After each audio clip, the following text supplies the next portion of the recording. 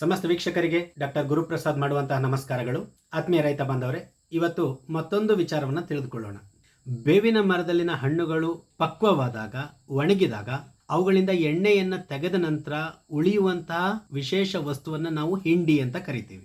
ಈ ಹಿಂಡಿ ಬೇವಿನ ಬೀಜಗಳ ತಿರುಳು ಅಂತ ಹೇಳಿ ನಾವು ಕರಿಬಹುದು. ಆಯಿಲ್ ಅನ್ನು ತೆಗೆದ ನಂತರ ಅದರಲ್ಲಿ ಎಷ್ಟು ಪರ್ಸೆಂಟ್ ಆಯಿಲ್ ಇದೆ ಅನ್ನೋದ್ರ ಮೇಲೆ ಅದರ ವ್ಯಾಲ್ಯೂ ನಿರ್ಧಾರ ಆಗುತ್ತೆ. ಈ ಬೇವಿನ ಹಿಂಡಿಯಲ್ಲಿ ಸಾರಜನಕ 2-5% ನಷ್ಟಿರುತ್ತೆ, ರಂಜಕ 0.5 1% ನಷ್ಟಿರುತ್ತೆ, ಪೊಟಾಷ್ 1-2% ನಷ್ಟಿರುತ್ತೆ. ಸಸ್ಯಗಳಿಗೆ ಅಗತ್ಯವಾಗಿ ಬೇಕೇ ಬೇಕಾಗಿರುವಂತಹ ಸೂಕ್ಷ್ಮ ಪೋಷಕಾಂಶಗಳು ಕ್ಯಾಲ್ಸಿಯಂ 0.5-3% ನಷ್ಟಿರುತ್ತೆ, ಮೆಗ್ನೀಷಿಯಂ 0.3-1% ನಷ್ಟಿರುತ್ತೆ, ಸಲ್ಫರ್ 0.2-3% ನಷ್ಟಿರುತ್ತೆ, ಜಿಂಕ್ 15-60 ppm ವರೆಗೂ ಇರುತ್ತೆ, ಕಾಪರ್ 4-20 ppm ವರೆಗೂ ಇರುತ್ತೆ, ಕಬ್ಬಿಣ 500 ppm ನಿಂದ 1200 ppm ನಷ್ಟಿರುತ್ತೆ, ಮ್ಯಾಂಗ್ನೀಸ್ 20-60 ppm ನಷ್ಟು ಪೋಷಕಾಂಶಗಳನ್ನ ಈ ಬೇವಿನ ಹಿಂಡಿ ಹೊಂದಿರುತ್ತೆ. ಇದರಲ್ಲಿರುವಂತಹ ಕಹಿಯ ಅಂಶದ ಕಾರಣಕ್ಕಾಗಿ ಬೇರೆ ಹುಳುಗಳು ಬೇರಿನ ಭಾಗಕ್ಕಾಗ್ಲಿ ಅಥವಾ ಇದರ ಸ್ಪರ್ಶಕ್ಕೆ ಸಿಕ್ಕಾಗ ಅವು ಅದನ್ನ ತಿನ್ನಲಾರದೆ ಬಿಟ್ಟು ಹೋಗ್ತವೆ. ಈ ಬೇವಿನ ಎಣ್ಣೆಯನ್ನು ಹೊಡೆದಾಗ್ಲೂ ಕೂಡ ಅದು ಕಹಿ ಆಗೋದ್ರಿಂದ ಊಟವಿಲ್ಲದೆ ಕೀಟಗಳು ನಿತ್ರಾಣ ಹೊಂತ ಹೋಗ್ತವೆ. ಆದ್ರಿಂದಲೇ ಬೇವಿನ ಎಣ್ಣೆಯನ್ನು ಹೊಡೆಯುವಾಗ 7 ದಿನದ ನಂತರ ಮತ್ತೊಂದ್ಸಲಿ ಸ್ಪ್ರೇ ಮಾಡ್ಲಿಕ್ಕೆ ಹೇಳ್ತೀವಿ. ಈ ರಿಫೆಲೆಂಟ್ ಗುಣದಿಂದ ಇದು ಕೀಟ ನಿಯಂತ್ರಕವಾಗಿಯೂ ಕೂಡ ಅದ್ಭುತವಾಗಿ ಬೇವಿನ ಎಣ್ಣೆ ಕೆಲಸ ಮಾಡುತ್ತೆ. ಹಾಗೆಯೇ ಬೇವಿನ ಹಿಂಡಿಯು ಕೂಡ ಅದರಲ್ಲಿರುವಂತಹ ಕಹಿಯ ಅಂಶವನ್ನ ನಿಧಾನವಾಗಿ ರಿಲೀಸ್ ಮಾಡೋದ್ರಿಂದ ದೀರ್ಘಕಾಲದವರೆಗೆ ಪೋಷಕಾಂಶಗಳನ್ನ ಗಿಡ ತೆಗೆದುಕೊಳ್ಳಲಿಕ್ಕೆ ಬೇವಿನ ಹಿಂಡಿ ಸಹಾಯ ಮಾಡುತ್ತೆ. ಇದರಲ್ಲಿರುವಂತಹ ಕಹಿಯ ಅಂಶ ಅಜಾರ್ಡಿರೆಕ್ಟಿನ್ ಅನ್ನುವಂತಹ ಅಂಶ ಕೀಟಗಳನ್ನ ನಿಯಂತ್ರಿಸಲಿಕ್ಕೆ, ಬೇರು ಹುಳ ಅಥವಾ ಗೊಣ್ಣೆ ಹುಳಗಳನ್ನ ನಿಯಂತ್ರಿಸಲಿಕ್ಕೆ ಹಾಗೂ ವಿವಿಧ ಕೀಟಗಳಿಂದ ಡ್ಯಾಮೇಜ್ ಆಗಿರುವಂತಹ ಬೇರುಗಳ ಸುತ್ತ ಒಂದು ರೀತಿಯ ಪ್ರೊಟೆಕ್ಷನ್ ಅನ್ನು ಕೊಡ್ಲಿಕ್ಕೂ ಕೂಡ ಬೇವಿನ ಹಿಂಡಿ ಕೆಲಸ ಮಾಡುತ್ತೆ. ಇದು ಸಂಪೂರ್ಣವಾಗಿ ನೈಸರ್ಗಿಕವಾಗಿರೋದ್ರಿಂದ ಭೂಮಿಯೊಳಗಿರ್ತಕ್ಕಂಥ ಸೂಕ್ಷ್ಮಾಣು ಜೀವಿಗಳ ಜೊತೆಗೂ ಕೂಡ ಹೊಂದಿಕೊಂಡು ಮಣ್ಣಿನ ಫಲವಂತಿಕೆ ಹೆಚ್ಚಾಗ್ಲಿಕ್ಕೂ ಕೂಡ ಬೇವಿನ ಹಿಂಡಿ ಸಹಾಯ ಮಾಡುತ್ತೆ. ಮಣ್ಣಿನ ರಚನೆಯನ್ನ ಸಡಿಲ ಮಾಡೋದ್ರಿಂದ ಹಾಗೂ ಬೇರಿನ ಬೆಳವಣಿಗೆಗೂ ಕೂಡ ಇದು ಸಹಕಾರವನ್ನು ನೀಡುತ್ತೆ. ಈ ಬೇವಿನ ಹಿಂಡಿಯನ್ನು ಬಳಸೋದು ಉತ್ತಮ. ಎಲ್ಲರೂ ಬಳಸ್ತಾ ಇರ್ತೀವಿ. ಆ ಟ್ರೈಕೋಡರ್ಮಾ ಸುಡೋಮೋನಸ್ ಅನ್ನೇ ಸಪ್ರೇಟ್ ಆಗಿ ಒಂದು 5-6 ಚೀಲ ಹಿಂಡಿಗೆ ಟ್ರೈಕೋಡರ್ಮಾ, ಒಂದು 5-6 ಚೀಲ ಹಿಂಡಿಗೆ ಸುಡೋಮೋನಸ್ ಅನ್ನ ಸಪ್ರೇಟ್ ಆಗಿ ಬೆರೆಸೋದು. ಅದಕ್ಕೆ ಸ್ವಲ್ಪ ಹಸಿ ಇರೋ ರೀತಿಯಲ್ಲಿ, ಅಂದರೆ ಅದನ್ನ ಹಿಡಿದಾಗ ನಮಗೆ ಮುಷ್ಟಿ ಆಗಬೇಕು, ಆದರೆ ಕೈಗೆ ಹಸಿ ಹತ್ತಬಾರ್ದು. ಆ ರೀತಿ ಮಾಯಿಶ್ಚರ್ ಮೇಂಟೈನ್ ಮಾಡಿಕೊಂಡು ಎರಡನ್ನ ಮುಚ್ಚಿ ಇಟ್ಬಿಡೋದು. 2 ದಿನ ಆದ ನಂತರ ತೆಗೆಯೋದು. ಮತ್ತೆ ಅದಕ್ಕೆ ಸ್ವಲ್ಪ ನೀರು, ಸಾಧ್ಯವಾದರೆ ಒಂದಿಷ್ಟು ಬೆಲ್ಲದ ನೀರನ್ನು ಸ್ಪ್ರೇ ಮಾಡೋದು, ಹಸಿಯನ್ನು ಮೇಂಟೈನ್ ಮಾಡೋದು, ಮತ್ತೆ ಒಂಚೂರು ಗಾಳಿ ಆಡದ ಹಾಗೆ ಮುಚ್ಚಿಡೋದು. ಹೀಗೆ ಒಂದು 2 ದಿನಕ್ಕೊಮ್ಮೆ ಮೇಲಿನ ಪದರದ ಮಣ್ಣನ್ನು ಕೆಳಗಿಂದ ಮೇಲೆ ಮಾಡೋ ರೀತಿಯಲ್ಲಿ ಕುರುಮಿಸ್ತಾ ಹೋದ್ವಿ ಅಂತ ಅಂದರೆ ಒಂದು 15 ದಿನದ ಒಳಗಡೆ ಒಂದು 4 ಸಲ ನೀವು ಅದನ್ನು ಪ್ರಕ್ರಿಯೆಯನ್ನು ಮತ್ತೆ ಪುನರಾವರ್ತಿಸಿದ್ರಿ ಅಂದರೆ ಟ್ರೈಕೋಡರ್ಮಾ ರಾಶಿಯಲ್ಲಿ ಟ್ರೈಕೋಡರ್ಮಾ ಚೆನ್ನಾಗಿ ಬೆಳೆದಿರುತ್ತೆ, ಸುಡೋಮೋನಸ್ ರಾಶಿಯಲ್ಲಿ ಸುಡೋಮೋನಸ್ ಚೆನ್ನಾಗಿ ಬೆಳೆದಿರುತ್ತೆ. ಇವೆರಡನ್ನು ಹಾಕೋ ದಿನ ಒಟ್ಟಿಗೆ ಸೇರಿಸ್ಕೊಂಡು ನಿಮ್ಮ ತೋಟಕ್ಕೆ ನೀವು ಅಂದುಕೊಂಡಿರೋ ಪ್ರಮಾಣದ 1 kgನೋ 2 kgನೋ 3 kgನೋ ಪ್ರತಿ ಅಡಿಕೆ ಮರಕ್ಕೆ ಸುತ್ತಲಕ್ಕೂ ಹಾಕೋದ್ರಿಂದ ನಿಮ್ಮ ತೋಟದಲ್ಲಿ ಈಗಾಗಲೇ ಗೊಣ್ಣೆ ಹುಳುಗಳ ಕಾಟದಿಂದ ಅಣಬೆ ರೋಗಗಳು ಆರಂಭ ಆಗಿದ್ದರೆ, ಬೇರಿನ ಕೊಳೆಗಳು ಆರಂಭ ಆಗಿತ್ತು ಅಂದರೆ ನಿಮಗೆ ಬೇರಿನ ಪ್ರೊಟೆಕ್ಷನ್ನು ಸಿಕ್ಕಂಗಾಯಿತು. ಪ್ಲಸ್ ಗಿಡಗಳಿಗೆ ಬೇಕಾದಂಥ ಪೋಷಕಾಂಶಗಳು, ಸೂಕ್ಷ್ಮ ಪೋಷಕಾಂಶಗಳು ಕೂಡ ಬೇವಿನ ಹಿಂಡಿಯ ಮೂಲಕ ನಿಧಾನವಾಗಿ ಬೇರುಗಳಿಗೆ ಲಭ್ಯ ಆಗಲಿಕ್ಕೆ ಆರಂಭ ಆಗುತ್ತೆ. ಹಾಗಾಗಿ ನಿರಂತರವಾಗಿ ನೀವು ಬೇವಿನ ಹಿಂಡಿಯನ್ನು ಬಳಸ್ತಾ ಹೋದಾಗ ತೋಟವೂ ಕೂಡ ಹಸಿರಾಗಲಿಕ್ಕೆ ಪ್ಲಸ್ ರೋಗ ಮುಕ್ತ ಆಗಲಿಕ್ಕೂ ಕೂಡ ಬೇವಿನ ಹಿಂಡಿ ಕಾರಣ ಆಗುತ್ತೆ.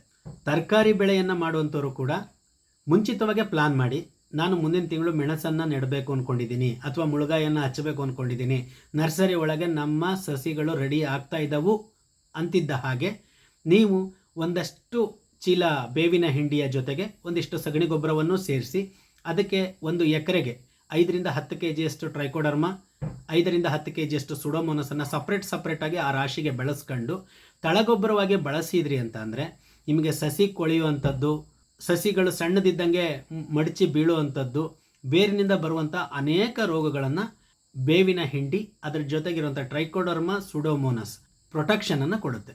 ಬೇರು ಹುಳುಗಳ ಬಾಧೆ ಇತ್ತು ಅಂದರೆ ಕಬ್ಬಿನಲ್ಲಿರ್ಬೋದು ಅಥವಾ ಬೇರೆ ಯಾವುದೇ ಬೆಳೆಗಳಲ್ಲಿ ಗೊಣ್ಣೆ ಹುಳುಗಳು ನಿಮ್ಮ ತೋಟದಲ್ಲಿತ್ತು ಅಂದರೆ ಈ ಪ್ರಕ್ರಿಯೆಯಲ್ಲಿ ಬೇವಿನ ಹಿಂಡಿ, ಸಗಣಿ ಗೊಬ್ಬರ, ಇದರ ಜೊತೆಗೆ ಟ್ರೈಕೋಡರ್ಮಾ ಸುಡೋಮೋನಸ್ ಮತ್ತು ಪೆಸಿಲೋಮೈಸಿಸ್ ಹಾಗೆಯೇ ಮೆಟರೈಸಿಯಮ್ನು ಕೂಡ ನೀವು ಬೇರು ಹುಳುಗಳ ನಿಯಂತ್ರಣಕ್ಕೆ ಬೆಳೆಸ್ಕೊಳ್ಲಿಕ್ಕೆ ಈ ಬೇವಿನ ಹಿಂಡಿಯನ್ನು ಮೀಡಿಯಾ ಆಗಿ ಬಳಸ್ಬೋದು.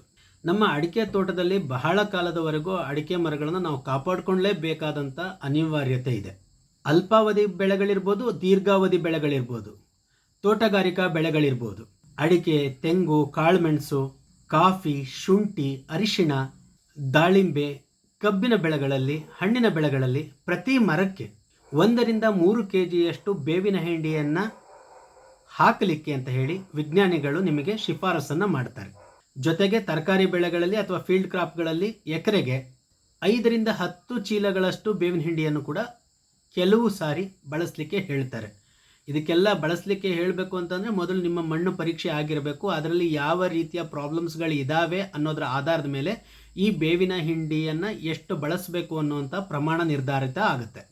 ವಿಶೇಷವಾಗಿ ನನ್ನೆಲ್ಲ ವೀಕ್ಷಕರಿಗೆ ಹೇಳುವಂಥದ್ದು, ನಿಮ್ಮ ತೋಟದಲ್ಲಿ ಗರಿಗಳು ಉದ್ದ ಚಾಚಿಕೊಳ್ಳದೆ ಸಣ್ಣ ಸಣ್ಣ ಆಗಿ ಕಸ್ಮರ್ಗಿಯ ರೀತಿಯಲ್ಲಿ ಮೇಲ್ಮುಖ ಆಗ್ತಾ ಇದ್ದಾವು ಅಂತ ಅಂದರೆ, ಗಣ್ಣುಗಳ ಅಂತರ ಸಣ್ಣ ಆಗ್ತಾ ಇದೆ ಅಂದರೆ, ನಿಮ್ಮ ಹಳೆಯ ತೋಟದಲ್ಲಿ ಒಳಗಡೆ ಹೋಗಿ ಮೇಲೆ ನೋಡಿದಾಗ ಆಕಾಶ ಕಾಣ್ತಾ ಇದೆ ಅಂತ ಅಂದರೆ ನಿಮ್ಮ ತೋಟದಲ್ಲಿ ಒಂಚೂರು ಬೇರು ಹುಳುಗಳ ಸಮಸ್ಯೆ ಇದೆ ಅನ್ನೋದನ್ನು ಅರ್ಥ ಮಾಡ್ಕೊಳ್ಳಿ. ಭಾಳ ಜನ ನನಗೆ ಫೋನ್ ಮಾಡಿ ಕೇಳ್ತಾ ಇರ್ತೀರಾ, ಬೇರು ಹುಳುಗಳು ನಮಗೇನು ಕಂಡಿಲ್ಲ, ಮಳೆಗಾಲದಾಗ 1-2 ಕಂಡಿದ್ವು ಅಂತ. ನಿಮ್ಮ ಕಣ್ಣಿಗೆ ನೀವು ಅಡ್ಡಾಡಿದ್ದಾರೆ 1-2 ಕಂಡಿದೆ, ಆದರೆ ಎಕರೆಗಳಲ್ಲಿ ಎಷ್ಟಿರ್ಬೋದು? ಈ ಬೇರು ಹುಳುಗಳು ಆಗಸ್ಟ್ನಲ್ಲಿ ಮಾತ್ರ ಮೇಲ್ ಕಾಣ್ತವೆ, ಆ ನಂತರ ಒಳಗೆ ಹೋಗ್ಬಿಡ್ತವೆ. ಎಷ್ಟು ಅಂದರೆ 6 ಅಡಿ ಅಷ್ಟು ಕೆಳಗೆ ಹೋಗ್ತವೆ.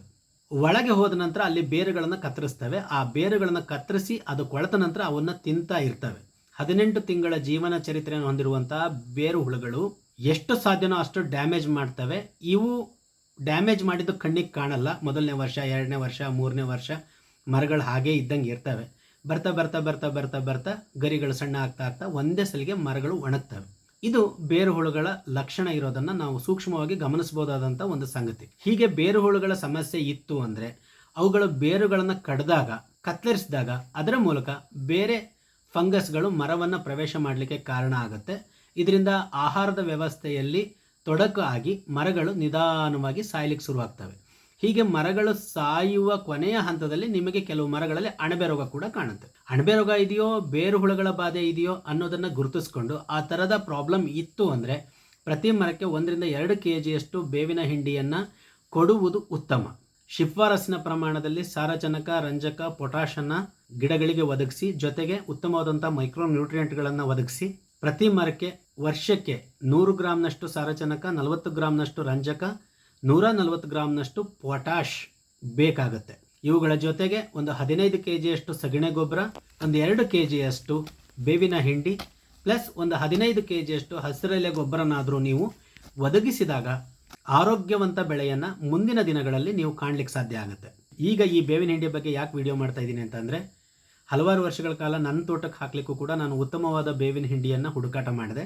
ಆ ಬೇವಿನ ಹಿಂಡಿಯ ಮೌಲ್ಯ ಅದರಲ್ಲಿರುವಂತಹ ಆಯಿಲ್ ಕಂಟೆಂಟಿನ ಆಧಾರದ ಮೇಲೆ ನಿರ್ಧಾರಿತ ಆಗುತ್ತೆ. ಉತ್ತಮವಾದಂತಹ ಆಯಿಲ್ ಕಂಟೆಂಟ್ ಅಂದರೆ 8-10% ಆಯಿಲ್ ಇರುತ್ತೆ. ಅಂತಹ ಕೇಕ್ ನನಗೆ ಸರಬರಾಜು ಮಾಡಲಿಕ್ಕೆ ಒಪ್ಕೊಂಡ ನಂತರ ಉತ್ತಮವಾದ ಬೇವಿನ ಹಿಂಡಿ ಶಿವ ಅಗ್ರೋಕೆಮಿಕಲ್ಸ್ನಲ್ಲಿ ಸಿಗುತ್ತೆ. ಹಾಗಾಗಿ ಯಾರಿಗೆ ಉತ್ತಮವಾದ ಬೇವಿನ ಹಿಂಡಿ ಬೇಕೋ ಅವರು ನೀವು ಶಿವ ಅಗ್ರೋಕೆಮಿಕಲ್ಸ್ನ ಭೇಟಿ ಆಗ್ಬೋದು. ಎಲ್ಲರೂ ವಿಡಿಯೋನ ನೋಡ್ತಾ ಇದ್ದೀರಾ, ಆದರೆ ಶೇರ್ ಮಾಡೋದನ್ನು ಮರಿತಾ ಇದ್ದೀರಾ, ಲೈಕ್ ಮಾಡೋದನ್ನು ಮರಿತಾ ಇದ್ದೀರಾ. ದಯವಿಟ್ಟು ನಿಮ್ಮ ಗುರುಪ್ರಸಾದ್ ಅವರ ಕೆಲಸಗಳನ್ನು ನೀವೆಲ್ಲರೂ ಬೆಂಬಲಿಸೋದು ಅಂದರೆ ಒಂದು ಲೈಕ್ ಬಟನ್ ಒತ್ತೋದು, ಹಾಗೆ ನಿಮ್ಮ ವಾಟ್ಸಪ್ ಗ್ರೂಪಿನ ಗೆಳೆಯರಿಗೆ ನಮ್ಮ ವಿಡಿಯೋಗಳನ್ನು ಶೇರ್ ಮಾಡುವಂಥದ್ದು. ಮತ್ತಷ್ಟು ಒಳ್ಳೆಯ ವಿಚಾರಗಳನ್ನು ನಿಮಗೆ ತಲುಪಿಸುವಂಥ ಕೆಲಸವನ್ನು ಮಾಡ್ತೀನಿ. ಈ ಚಾನಲ್ ನಿಮ್ಮದು, ಬೆಳೆಸಬೇಕಾಗಿರುವಂಥವ್ರು, ಹರಿಸಬೇಕಾಗಿರುವಂಥವ್ರು ನೀವು ಅಂತ ಹೇಳ್ತಾ ಈ ಚಾನಲ್ನ ಲೈಕ್ ಮಾಡಿ, ಶೇರ್ ಮಾಡಿ. ಶಿವ ಅಗ್ರೋಕೆಮಿಕಲ್ಸ್ ಯೂಟ್ಯೂಬ್ ಚಾನಲ್ನ ಸಬ್ಸ್ಕ್ರೈಬ್ ಮಾಡ್ಕೊಳ್ಳಿ. ಮತ್ತೊಬ್ಬರಿಗೆ ಶೇರ್ ಮಾಡೋದನ್ನು ಮರಿಬೇಡಿ. ನಿಮ್ಮೆಲ್ಲರ ಸಹಕಾರ ಇರಲಿ. ಮತ್ತೊಂದು ವಿಚಾರದ ಜೊತೆ ಭೇಟಿಯಾಗೋಣ.